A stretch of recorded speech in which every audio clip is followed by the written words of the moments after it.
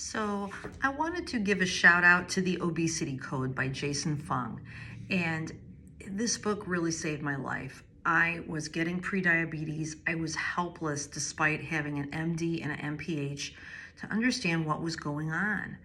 And Jason Fong had this great quote. He said, anybody's grandmother would have told you a calorie of salmon is not the same as a calorie of cookies. But I was taught that in my schools, in medical school. Then it was doubled down on stupid. And I ate low fat. I ate many, many times a day. I had Diet Coke, granola bars, Triscuits. I had all these low fat foods all day long. I'd have fruit all day long. And I was getting diabetes in my 50s. And when I looked back, anybody's grandmother would have told you this is nuts. A calorie in, calories out. Calories in, calories out doesn't work. Because why? There's an intermediate step. The step is, how does this food affect your blood sugar? And then chronically, how does it affect your insulin level?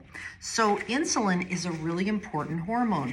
Food goes in, insulin, and then we use insulin, stores the fat. So we can't just get rid of insulin. If we had no insulin, we would die.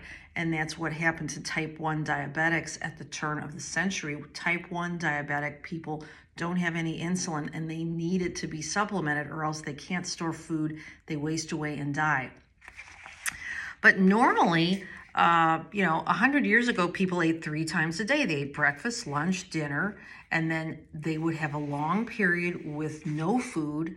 There was no Netflix. There was no DoorDash to have with Netflix. There was no snacking. Nobody encouraged kids to snack. They would say, if you eat this, you're going to spoil your dinner. Don't eat that. Don't eat that. You don't need a cookie. You don't need fruit. Now, what are you? You're going to have dinner in an hour. Just chill. And then my generation, we watched Saturday morning cartoons. Oh, healthy snack, healthy snack. My teachers even told us to bring in fruit for fruit break. That was such a stupid idea. It wasn't based on any health. They were treating us like ill children that didn't have functioning pancreases. And then this is what happened. So I was told to eat breakfast, and then I had a high carb breakfast. I had orange juice, which might as well have been a Coke. Then I had breakfast cereal, Pop-Tarts. Then halfway through the day, I have another snack. I have some fruit snack. Then I have lunch. Then midday snack. Then dinner. Then after dinner snack. And then the insulin level never gets low enough as it did in our ancestors' day. So insulin is like a lock on your fat. Food goes in, insulin. Insulin says, store the fat, store the fat. We got food coming in, we got food coming in.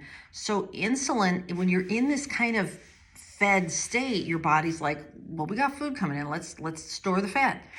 And then when the food is gone for a bit, like our ancestors' time, then we go into the glucagon system.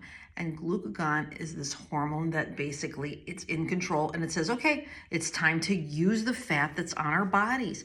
It's like a savings account in our bodies. Like, it's normal to have time between eating. Your metabolism won't go down. That was crap. I was sold that in medical school too. Oh, if you don't eat often enough, your metabolism will go down. That's garbage. That's complete garbage. And unfortunately now, that's why people are with this insulin resistant state where they just can't, they're constantly hungry. The more you snack, the more you snack. And then how do the foods affect our insulin levels? So fat, ironically, is one of the best sources to keep our insulin level low. Saturated fats of our ancestors. Our ancestors had no shame in their game about eating fat. They knew fat was healthy. We need fat to absorb vitamin D. And then we got sold this bill of goods that we should have everything low fat. And if you go down a rabbit hole where that came from, it's really very sad. But it was based on lies and corporate interest in disguise. It's not based on actual science. And it's so hard because it's out there. It's out there in patient education books right now. When I went to the hospital a few months ago, I saw patient education books pushing low-fat narratives. And And fats of our ancestors are healthy. What are the fats of our ancestors? Butter, ghee, coconut oil, saturated fat on meat, fatty fish like salmon, whole fat dairy. These things are healthy, and they've been demonized. They've been demonized, and we're all so confused. But our grandparents weren't confused. They knew what to eat. They didn't ask the doctors what to eat. They went by the tradition of their grandparents. And if the low fat thing worked, how come we are eating lower fat than ever and we are more obese than ever? So just some things to consider. It's a great book. Do check out Jason Fung's YouTube. Stuff will resonate with you and you're like, yeah, again, it all goes back to our ancestors. Nobody had ancestral traditions that caused obesity. We didn't get to this point until we started listening to the doctors and dietitians and corporate food people about how to eat.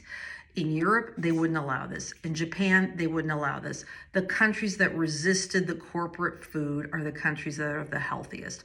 Why did the United States, why are we so unhealthy? Ironically, it's because we're so successful. You don't sell Fruit Loops and crap food if people have no money. If people have no money, they rely on their ancestral traditions. So poverty in some ways has been protective. When you see immigrants here in the United States, they're eating their ancestral diet, they're thin. Then their kids start going to school, start eating snacks, start being exposed to our processed food, and they get obese so quickly. So I hope this has been helpful. Please like, comment, subscribe, share, and I hope to see you in the next video. I'm Dr. Sarita. Old is gold. When in doubt, think about traditions of your ancestors. Would your great-grandparents recognize this food? How does it affect your insulin level? And are you even really hungry? Are you just bored, hungry, bored, hangry, tired?